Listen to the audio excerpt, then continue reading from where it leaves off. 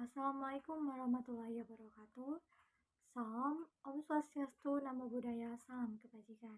Perkenalkan, nama saya Sisi Prapananda dari kelas 1E dengan NIM C1C023001 dengan prodi S1 Akuntansi Fakultas Ekonomi dan Bisnis. Jadi, di sini Sisi akan menjelaskan mengenai 8 materi yang telah dibahas dalam proses pembelajaran selama beberapa bulan belakangan ini. Dan ini juga sebagai bentuk pengganti UAS oleh dosen saya, dosen pengampu mata kuliah Bahasa Indonesia, yakni Pak Noer Manza, SPD MPD. Jadi dalam kesempatan kali ini ada 8 materi yang akan saya bahas, yakni yang pertama mengenai hakikat dan perkembangan bahasa Indonesia, lalu yang kedua ada mengenai sikap berbahasa Indonesia, materi yang ketiga itu mengenai teks dalam kehidupan akademik untuk penanaman nilai dan hakikat bahasa Indonesia sebagai penghala ilmu pengetahuan. Lalu yang keempat ada menjelajahi dunia pustaka dari berbagai sumber referensi digital. Dan materi yang kelima itu ada presentasi ilmiah, materi yang keenam penyusunan proposal kegiatan, materi yang ketujuh karya tulis ilmiah, dan materi yang kedelapan sebagai materi yang terakhir mengenai penelitian. Kita langsung saja masuk pada pembahasan mengenai materi yang pertama, yakni mengenai hakikat dan perkembangan bahasa Indonesia. Menurut Undang-Undang RI Nomor 24 Tahun 2009, Pasal 1 Ayat 2 menyatakan bahwa bahasa Indonesia adalah bahasa resmi nasional yang digunakan di seluruh wilayah Negara Kesatuan Republik Indonesia. Dan kedudukan dan fungsi bahasa Indonesia terbagi menjadi dua kelompok, yakni kedudukan dan fungsi bahasa Indonesia sebagai bahasa nasional dan juga sebagai bahasa negara. Sebagai bahasa nasional, bahasa Indonesia memiliki fungsi, yakni yang pertama sebagai lambang kebangsaan kebanggaan, lalu yang kedua sebagai lambang identitas nasional, yang ketiga sebagai alat penghubung antar warga, antar budaya, dan juga antar daerah. Lalu yang keempat itu ada sebagai alat pengembangan kebudayaan, ilmu pengetahuan, dan juga teknologi. Masuk pada pembahasan mengenai kedudukan bahasa Indonesia sebagai bahasa negara. Memiliki 4 fungsi juga, yakni yang pertama sebagai bahasa resmi kenegaraan, yang kedua bahasa pengantar dalam pendidikan, yang ketiga alat penghubung pada tingkat nasional, dan yang keempat sebagai alat pengembangan ilmu pengetahuan, teknologi, dan juga kebudayaan. Kita masuk pada pembahasan mengenai perkembangan bahasa Indonesia. Jadi perkembangan bahasa Indonesia ini terbagi menjadi dua kelompok, yakni sebelum Indonesia merdeka dan sesudah Indonesia merdeka. Yang pertama, sebelum Indonesia merdeka. Jadi, pada tahun 1938, sejumlah wartawan, guru, pelajar, dan juga kaum intelektual berkumpul di kota Solo. Jadi, mereka menyelenggarakan Kongres Pemuda yang sebelumnya telah dilaksanakan dan sekaligus sebagai Kongres Bahasa Indonesia. Kongres ini diselenggarakan atas prakarsa perorangan, jadi spontanitas sangat menandai suasana dalam kongres tersebut. Dan kongres ini juga telah selenggara untuk menindaklanjuti Kongres Pemuda yang sebelumnya terjadi pada tahun 1928, di mana para pemuda menyepakati agar bahasa Indonesia dijadikan sebagai bahasa persatuan. Lalu setelah Indonesia merdeka, menurut Undang-Undang Dasar Negara Republik Indonesia tahun 1945, bab 15 menyatakan bahwa bahasa negara Indonesia adalah bahasa Indonesia. Tahun 2022, berdasarkan keputusan Kepala Badan Pengembangan Ilmu Pendidikan dan Pembinaan Bahasa Kementerian Kebudayaan, Riset, dan Teknologi Indonesia nomor 0321-BS-00-2021 tentang ejaan bahasa Indonesia yang disempurnakan atau biasa kita kenal dengan EYD. Dan hal ini berkaitan tentang aturan penggunaan huruf, penulisan kata, penggunaan tanda baca, dan juga penulisan unsur serapan. Kita masuk pada pembahasan mengenai materi yang kedua, yakni sikap berbahasa Indonesia. Jadi, menurut Krida Laksana 2001 halaman 197 menyatakan bahwa sikap bahasa yaitu posisi, mental atau perasaan terhadap bahasa sendiri atau bahasa orang lain. Dan bahasa ini juga terdapat cirinya, di mana ciri sikap bahasa ini terbagi menjadi 3 menurut Garvin dan Matteo tahun 1998. Yang pertama itu ada kesetiaan bahasa. Jadi mendorong masyarakat bahasa mempertahankan bahasanya dan apabila perlu mencegah dari pengaruh bahasa lain. Lalu yang kedua itu ada kebanggaan bahasa. Artinya mendorong orang-orang menggunakan bahasanya dan menggunakannya sebagai lambang identitas dan kesatuan dalam masyarakat itu sendiri. Lalu yang ketiga, ada kesadaran adanya norma bahasa. Jadi mendorong orang-orang menggunakan bahasanya secara cermat dan santun, sehingga sangat kecil kemungkinannya terjadi perselisihan karena adanya kesalahpahaman dalam penggunaan bahasa. Dan kesadaran adanya norma bahasa ini juga merupakan faktor yang sangat besar pengaruhnya terhadap perbuatan, yaitu kegiatan penggunaan bahasa. Kita masuk pada komponen sikap bahasa menurut Lambert tahun 1967. Menyatakan bahwa terdapat 3 komponen sikap bahasa, yakni yang pertama komponen kognitif, kedua komponen afektif, dan ketiga komponen konatif. Yang pertama komponen kognitif, di mana berhubungan dengan pengetahuan mengenai alam sekitar dan juga gagasan yang biasanya merupakan kategori yang dipergunakan dalam proses berpikir. Lalu yang kedua ada komponen afektif, di mana menyangkut masalah penilaian baik, suka atau tidak sukanya, buruk atau tidak buruknya terhadap sesuatu, maka orang itu dikatakan memiliki sikap positif, dan begitu pun sebaliknya. Lalu komponen konatif. Komponen konatif ini menyangkut perilaku atau perbuatan sebagai putusan akhir dari kesiapan reaktif terhadap suatu keadaan yang telah terjadi. Masuk mengenai jenis sikap bahasa. Menurut Anderson dalam Chair tahun 2010 terbagi menjadi 2, yakni yang pertama sikap kebahasaan seperti menggunakan EYD, ejaan yang disempurnakan, kata baku, kalimat afektif, dan aturan paragraf bahasa Indonesia. Lalu yang kedua itu mengenai sikap non-kebahasaan, seperti sikap politik, sikap sosial, sikap estetis atau keindahan, sikap keagamaan, dan kedua jenis sikap ini dapat menyangkut keyakinan dan koneksi mengenai bahasa Indonesia itu sendiri. Kita masuk pada sikap terhadap bahasa Indonesia.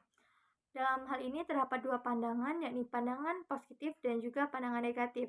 Di mana pandangan sikap positif itu misalnya selalu berhati-hati menggunakan bahasa Indonesia. Lalu yang kedua tidak merasa senang melihat orang memakainya dengan secara serampangan atau sembarangan. Lalu yang ketiga itu memperingatkan dan mengoreksi pemakai bahasa lain kalau membuat kekeliruan. Lalu ada perhatian tertarik kalau menjelaskan tentang hal-hal yang berhubungan dengan bahasa.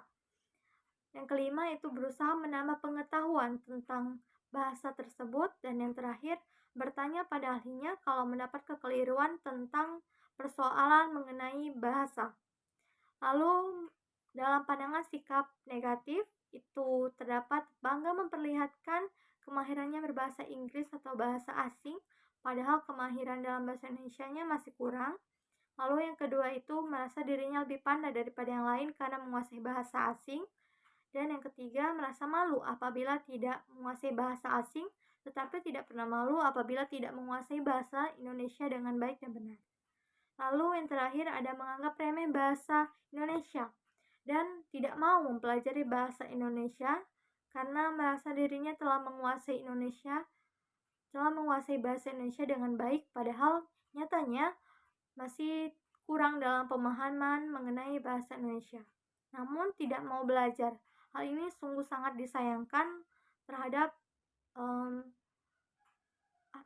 terhadap perkembangan dan juga potensi penggunaan bahasa Indonesia yang semakin buruk atau lemah. Lalu materi yang ketiga mengenai teks dalam kehidupan akademik untuk penanaman nilai dan hakikat bahasa Indonesia sebagai penghala ilmu pengetahuan. Jadi dalam hal ini terbagi yang pertama itu dalam bentuk tulisan secara umum, di mana ada prosa, puisi, dan drama. Prosa ini ada fiksi dan juga non-fiksi. Prosa fiksi itu contohnya novel, cerpen, dongeng, legenda, fabel, mitos, dan lain sebagainya. Lalu prosa non-fiksi atau tulisan akademik, atau juga biasa kita dengar dengan karya tulis ilmiah. Yang pertama ada hasil kajian pustaka, misalnya makalah, artikel ilmiah, berita, biografi, buku teks, buku ajar, modul, buku panduan praktikum, dan lain-lain. Lalu hasil dari proses penelitian, laporan penelitian D1 sampai D3, skripsi, tesis, disertasi, artikel, jurnal, makalah hasil penelitian, buku referensi, dan monograf. Masuk pada yang kedua itu ada puisi. Puisi ini terbagi juga menjadi dua, yakni puisi baru dan puisi lama. Puisi baru itu ada balada, himne, ode, epigram, romansa, elegi, dan juga satire. Dan kalau puisi lama itu ada mantra, pantun, karmina, sloka, gurindam, syair, dan juga talibun.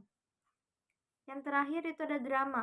Drama ini contohnya tragedi, komedi, opera, melodrama, farse, tablo, sendratari, dan lain sebagainya. Kita masuk pada tulisan akademik.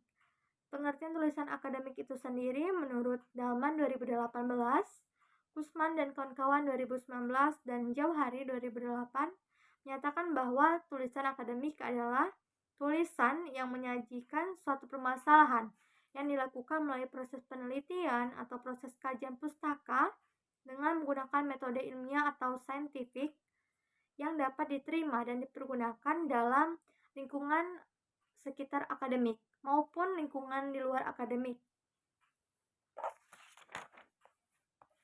Lalu bentuk tulisan ilmiah. Bentuk tulisan ilmiah ini terbagi menjadi dua, yaitu yang pertama hasil kajian pustaka dan yang kedua itu hasil dari proses penelitian. Hasil kajian pustaka itu bisa berupa makalah, artikel ilmiah, populer, berita, biografi, buku teks, buku ajar, modul, buku panduan praktikum, dan lain-lain. Lalu hasil dari proses penelitian itu sendiri menyangkut laporan hasil penelitian D1 sampai D3, skripsi, tesis, disertasi, artikel jurnal, makalah hasil penelitian, buku referensi, dan juga monograf. Lalu bagaimana sih sistematika tulisan ilmiah? Jadi dalam hal ini terbagi menjadi dua. Yang pertama hasil kajian pustaka dan yang kedua hasil dari proses penelitian. Hasil kajian pustakanya ini berupa halaman judul, abstrak, kata pengantar, daftar isi, pendahuluan, landasan teori, metode penulisan, bahasa, pembahasan, simpulan dan saran, lalu yang terakhir itu ada daftar pustaka. Kalau hasil dari proses penelitian itu berupa halaman judul, abstrak, kata pengantar, daftar isi, pendahuluan, landasan teori, metode penelitian, hasil penelitian, dan pembahasan juga, simpulan dan saran, serta yang terakhir itu juga daftar pustaka. Materi yang keempat mengenai menjelajahi dunia pustaka dari berbagai sumber referensi digital.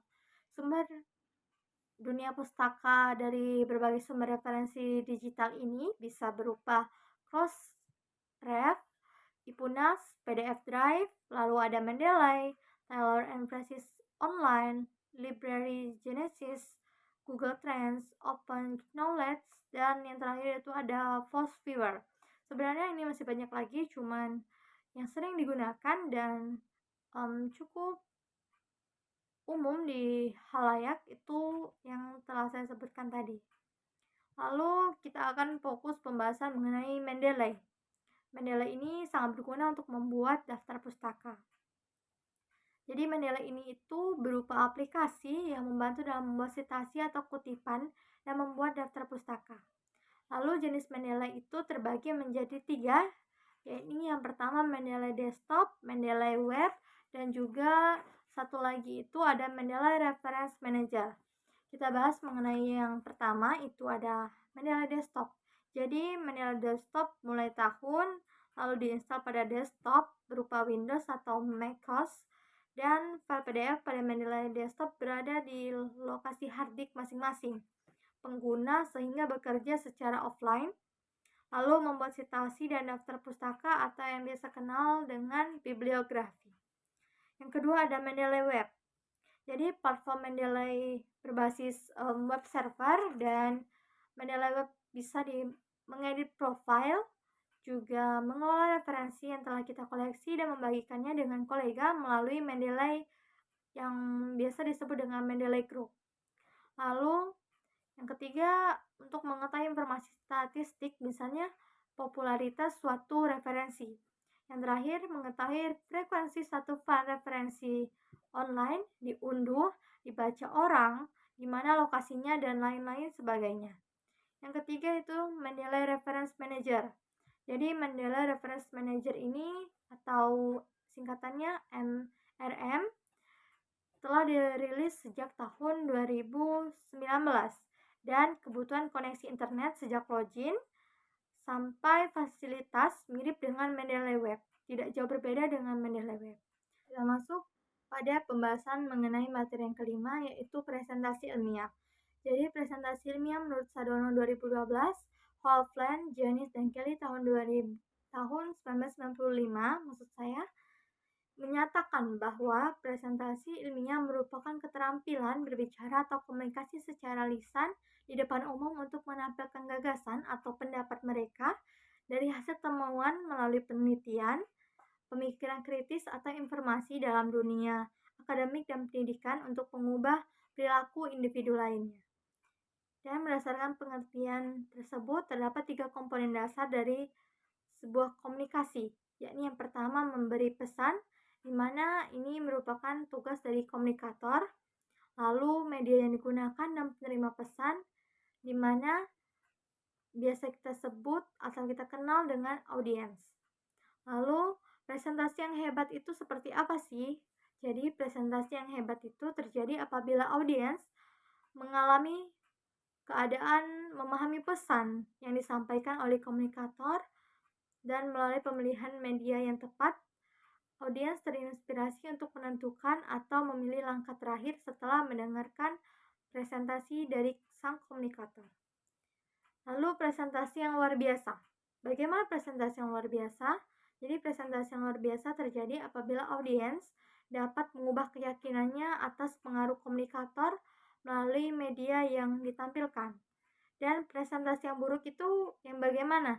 Jadi presentasi yang buruk terjadi apabila komunikator tidak mampu menjelaskan pesan, hanya dimengerti diri sendiri atau sang komunikator itu sendiri, dan tidak mengoptimalkan media yang digunakan, atau cara penyampaiannya itu kurang menarik, sehingga audiens tidak paham dengan pesan yang disampaikan oleh sang komunikator. Lalu komponen presentasi ilmiah menurut Kagon dan kawan-kawan tahun 2015. Jadi yang pertama itu ada media. Tentu saja media sangat diperlukan karena sebagai slide bahan tayang dan juga bisa berupa poster yang sering kita temuin.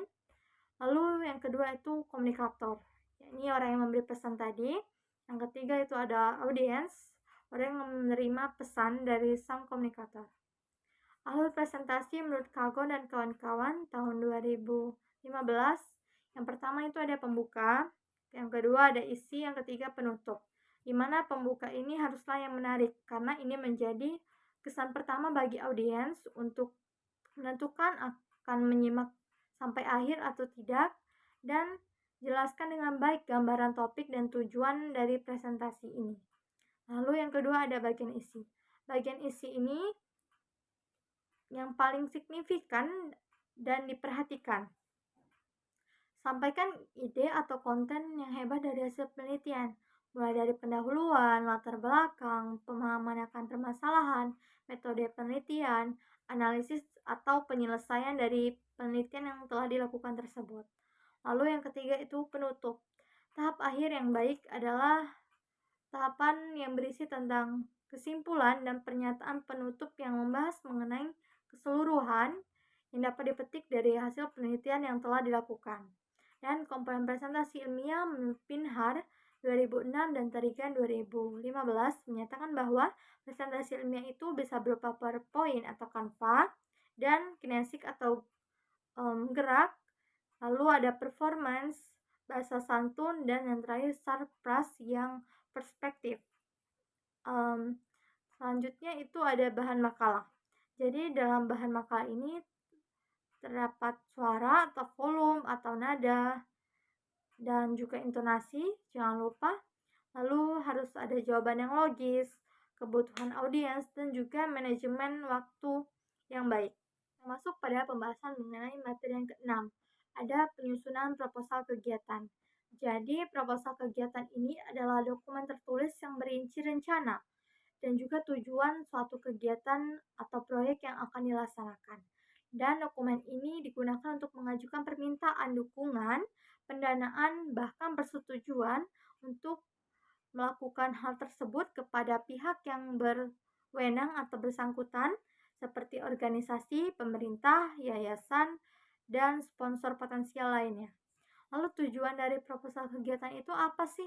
Jadi, tujuannya adalah meyakinkan pihak yang berwenang bahwa kegiatan tersebut bernilai, layak diperjuangkan, layak dilaksanakan, dan akan memberikan manfaat yang signifikan setelah penelitian itu dilaksanakan.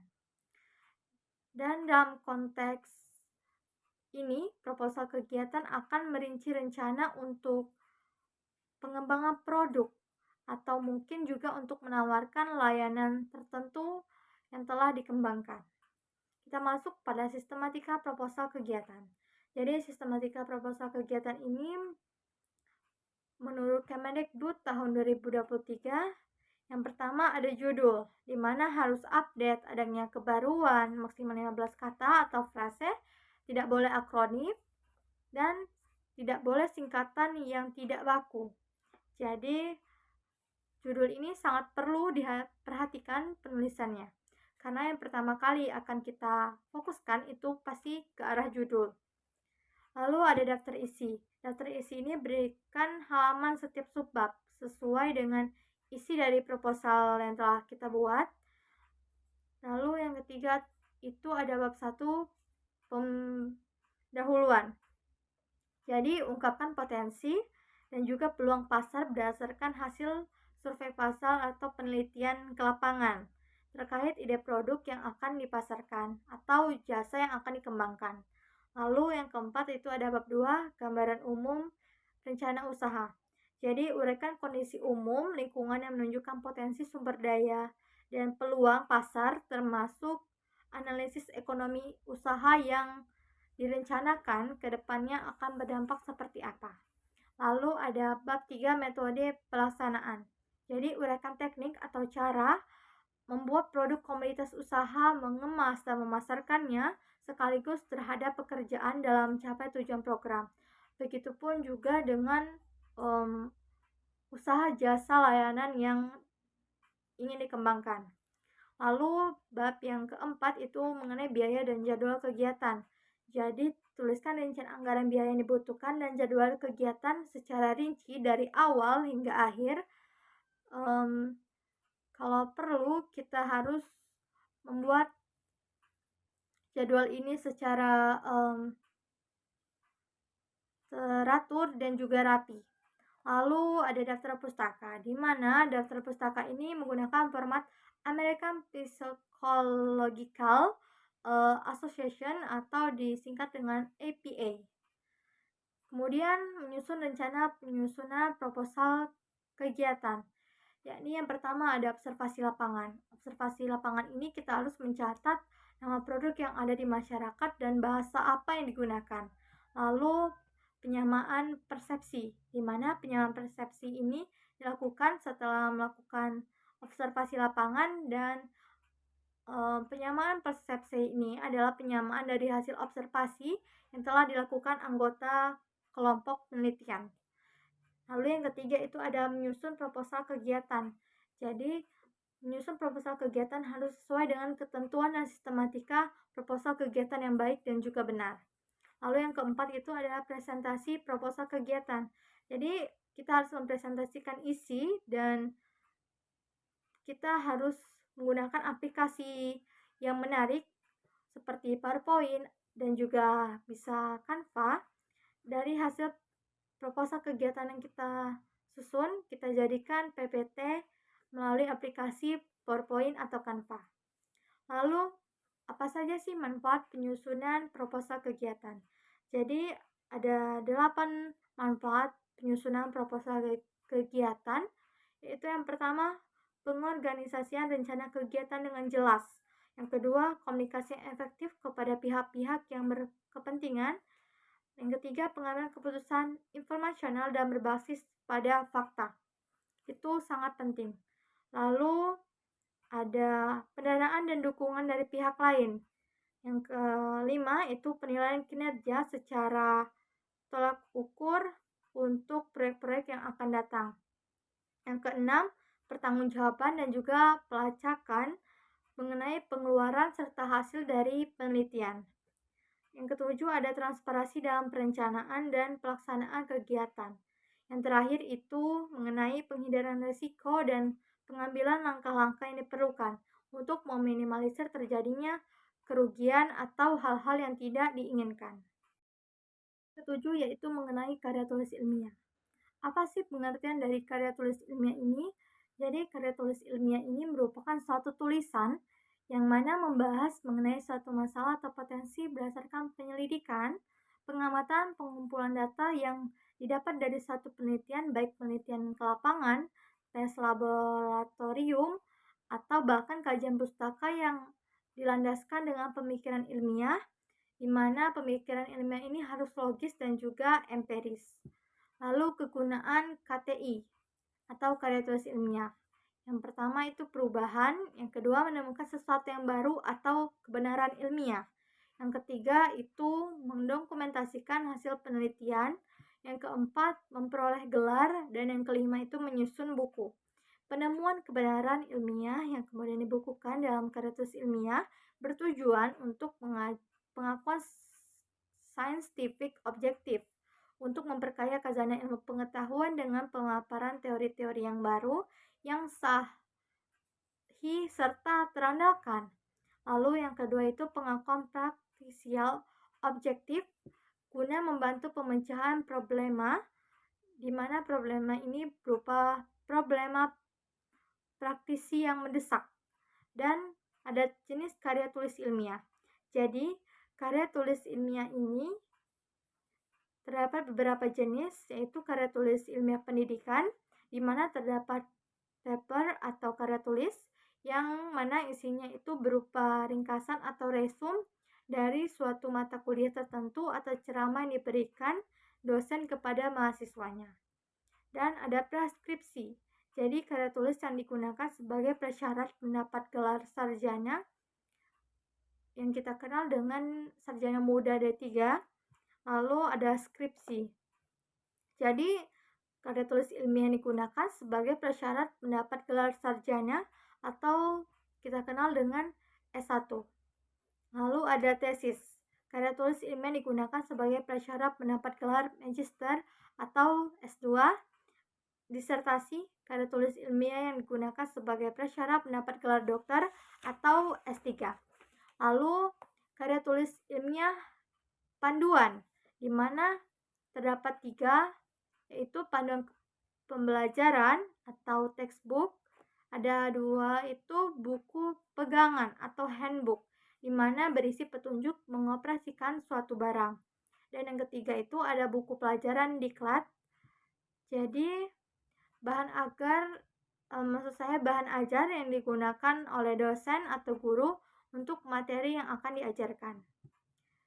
Yang selanjutnya itu ada karya ilmiah referensi. Yang pertama itu kamus, di mana kamus ini merupakan terjemahan dari 2 bahasa atau lebih. Lalu yang kedua ada ensiklopedia, berupa buku yang berisi berbagai keterangan atau uraian ringkas tentang cerita-cerita atau ilmu pengetahuan yang disusun menurut abjad atau menurut lingkungan ilmu. Yang terakhir mengenai karya ilmiah penelitian. Itu ada makalah seminar, laporan hasil penelitian yang relatif singkat biasanya, dan yang terakhir ada jurnal penelitian berupa kumpulan artikel penelitian atau masalah dari penelitian. Kita masuk pada ciri metode penelitian. Cara ilmiah, yang pertama itu rasional. Rasional ini artinya masuk akal sehingga dapat dijangkau oleh penalaran manusia. Lalu yang kedua ada empiris, dapat diamati oleh indera manusia. Yang ketiga sistematis, artinya langkah-langkah yang logis dan juga jelas. Lalu 4 valid. Valid ini maksudnya derajat ketepatan antara data yang sesungguhnya terjadi dengan data yang dikumpulkan oleh peneliti maksud saya itu benar-benar ada, dan data ini harus sama. Lalu yang terakhir ada reliable. Jadi derajat ketetapan dengan data yang diperoleh bisa dibuktikan fungsinya pada waktu yang berbeda, tapi hasilnya tetap akan sama. Lalu penelitian yang baik. Penelitian yang baik itu penelitian yang seperti apa sih? Jadi penelitian yang baik itu yang pertama bermanfaat bagi kebaikan, lalu yang kedua mengandung nilai kebaruan atau novelty, yang ketiga team up to date, misalnya dikaitkan dengan COVID-19. Yang keempat, menggunakan prosedur penelitian yang ilmiah dan juga dapat dipertanggungjawabkan keilmiahannya. Lalu yang kelima, data dalam bentuk deskripsi, tabel, diagram, dan juga gambar. Lalu yang keenam, orisinil dan tidak mengandung plagiasi. Jadi plagiasi sangat dilarang keras dalam hal ini karena penelitian itu merupakan sebuah kegiatan yang sangat berharga, dan yang terakhir itu bisa dipublikasikan dan diakses dalam bentuk jurnal, lalu proceeding, buku, dan juga lain sebagainya. Materi yang ke-8 itu mengenai penelitian. Jadi pengertian penelitian itu sendiri adalah suatu proses penyelidikan yang ilmiah melalui pengumpulan, pengolahan, analisis, dan penyimpulan data, di mana data ini berdasarkan pendekatan, metode, dan teknik tertentu untuk menjawab suatu permasalahan. Dan menurut KBBI, penelitian adalah kegiatan pengumpulan, pengolahan, analisis data, dan penyajian data secara sistematis dan objektif untuk memecahkan masalah serta menguji hipotesis. Dan metode penelitian. Dalam metode penelitian ini mengacu pada instrumen yang digunakan oleh seseorang untuk melakukan penelitian, di mana secara umum metode penelitian adalah suatu proses atau cara yang dipilih secara spesifik untuk menyelesaikan masalah yang diajukan dalam sebuah penelitian yang akan dilakukan. Dan dalam hal ini, metode penelitian itu ada 3 pendekatan, yakni yang pertama kualitatif, di mana jenis penelitian dilakukan dengan mengumpulkan data disertai observasi lapangan. Hal ini bertujuan untuk mengetahui fenomena sosial dan esensial partisipan dalam hidupnya. Selain itu, penelitian kuantitatif dilakukan untuk menarik generalisasi tentang hal-hal yang diamati secara induktif dan teori abstrak tentang proses tindakan atau interaksi berdasarkan pandangan partisipan penelitian. Lalu ada kuantitatif. Kuantitatif ini digunakan untuk meneliti populasi atau sampel dengan menggunakan alat ukur atau instrumen pengawasan, di mana analisis data bersifat kuantitatif atau statistik dengan tujuan menguji hipotesis yang telah dibuat, dan umumnya metode kuantitatif terdiri atas survei dan juga metode eksperimen, dan biasanya teknik pengumpulan datanya dilakukan dengan pengisian kuesioner. Lalu campuran. Campuran ini pendekatan penelitian yang menggabungkan atau mengasosiasikan dua pendekatan yang tadi, yaitu pendekatan kuantitatif dan juga kualitatif, dan di mana desain penelitian pendekatan campuran ini didasarkan pada asumsi dan juga penyelidikan metode. Lalu tujuan penelitian itu apa sih? Tujuan penelitian ini ada 4, teman-teman. Yang pertama itu mendeskripsikan suatu gejala atau juga peristiwa yang kita kenal. Yang kedua, memprediksi sesuatu yang akan terjadi ke depannya seperti apa. Yang ketiga itu memperbaiki suatu kondisi untuk menjadi lebih baik dan juga lebih maju dalam hal kehidupan di dunia ini.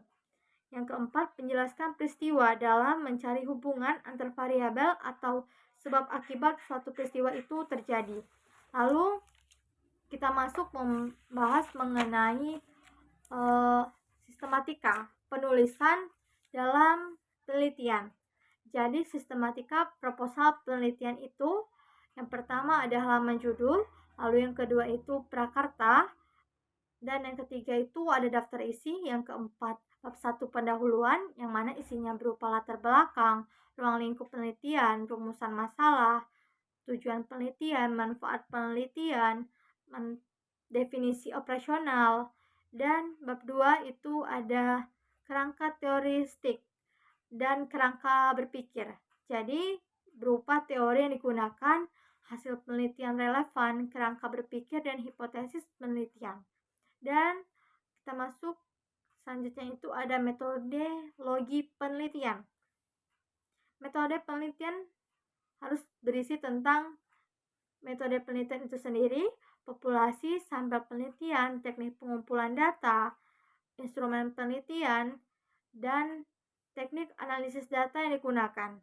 Lalu yang ketujuh ada daftar pustaka, dan yang terakhir itu ada lampiran-lampiran yang harus disertakan agar